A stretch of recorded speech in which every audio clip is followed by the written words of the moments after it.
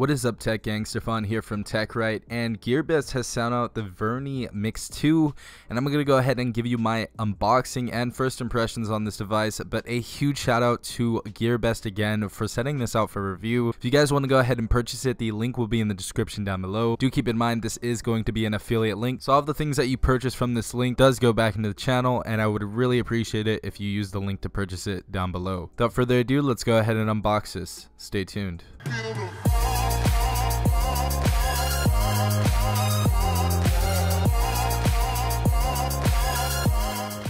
Alright guys, starting off we see that we have the Vernee logo right here, as well as the Mix 2 logo right there. If we take a look at the back, we do have some specifications on this device. We have the Helio P25 inside of this with an octa-core 64-bit processor, 6-inch screen, 18:9 aspect ratio, so we still have that modern aspect ratio for 2018. Now this is a 1080 by 2180 FHD+, so this is full HD plus with 4GB of RAM plus 64GB of internal storage, and you can go ahead and expand that via micro SD card to 128GB. We have a 13 megapixel dual shoot rear facing camera, and we also have an 8 megapixel front facing camera. For our battery, we have a huge battery at 4,200 milliamps. We also do have quick charge right here, a fingerprint sensor on the back, 4G LTE. I'm not 100% sure if we have bands for the US. We might only be able to use 3G on this device if you guys are in the US, but I will be talking about that in my full review. We also have dual SIM in here, which is pretty nice, and we have Android 7.0.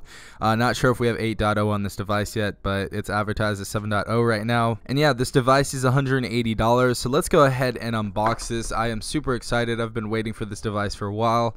Let's go ahead and take the top off. We have the phone right here, and wow, this is heavy. This is super duper heavy.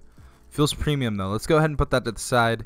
That is the last part. Let's go ahead and take this off. I think we have a Chinese charger right here, but you guys can always use your backup chargers, or you can just purchase one online. It's really cheap and affordable. Next thing right here is we have the micro USB cable, but they were nice enough to give us some screen protectors, which is pretty cool. I don't really use screen protectors unless they're tempered glass, but yeah, let's go ahead and put that aside. We also have our user manual and warranty, as well as some other stuff, some other literature you guys can go ahead and read on your free time. And we also have our SIM ejector tool, and they were nice enough to even give us a clear case, which is pretty nice. I do like these TPU cases because you can show off your phone, so that's really nice to see. And that seems like that's all in the box, so let's go ahead and put this to the side. Alright guys, so this is a pretty odd phone. We do have that front facing 8 megapixel camera up front, but it's at the bottom right corner, so this is a pretty weird style. It definitely reminds me of the Oculus Crystal, if you guys remember, for Boost Mobile. Definitely reminds me of that. But we're gonna go ahead and take the front off, and we do have a huge bezel like the Oculus Crystal at the bottom right here. But it's different, refreshing, definitely refreshing.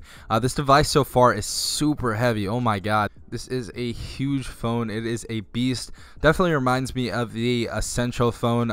Definitely feels like that. I think the Essential phone is ceramic, but this is gonna be an all metal and glass. But it actually feels super premium. Which is something I like, especially in a $180 phone. But let's go ahead and take this back off real quick. So at the bottom we have the camera. At the top we do have a headphone jack. On the back of the device we do have a fingerprint sensor and a glass build on the back, which actually feels really and looks really premium as well. We have the Vernee Mix 2 logo on the bottom, designed by Vernee, assembled in China. We have our 18 megapixel rear facing camera right there, as well as our flash.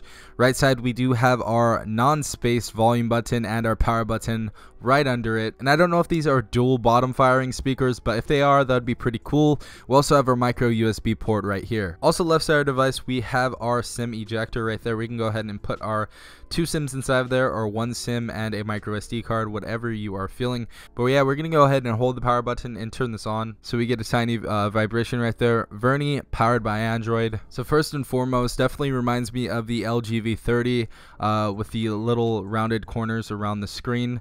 Looks very nice actually though, but we do have that huge bezel at the bottom, as you guys see, that is reminiscent of the Oculus Crystal. But we're gonna go ahead and set this up and take a look at everything inside this phone. Screen looks very nice right now actually, with the 18:9 aspect ratio. Obviously we have FHD plus, a very nice screen so far. So we're gonna go ahead and set up the fingerprint sensor right now and see how good the fingerprint is. Definitely like the feedback from touching the keyboard as well as the fingerprint sensor. I like the vibration, it's nice. Alright guys, so first impressions, we are inside of the phone. This is basically stock Android. Very nice because I love stock Android. But yeah, stock Android pretty much. If we go over here, we can go ahead and take a look at the okay, so we're running Android 7.0, which is alright. It's definitely alright, but the screen just looks awesome. For a $180 phone, like, they did an amazing job on the screen. Screen looks really nice. Viewing angles are super good. Really nice screen though. Good job on the screen, Vernee.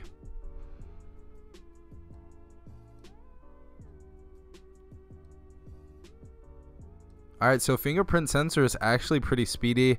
It's not the fastest. I know Huawei does an amazing job on the fingerprint sensors. It's definitely not the fastest fingerprint sensor, but it's doable. First impressions, the camera is definitely not impressive, but I will be talking about that in the review. But yeah, so far, definitely $180 is worth it for this phone. I'm going to go over the bands and everything and see how everything works, and see if we can go ahead and use this in the US and give you my thoughts and opinions on this.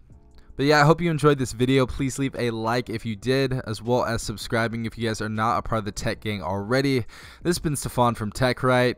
Hope you're having an amazing day wherever you are. Peace out.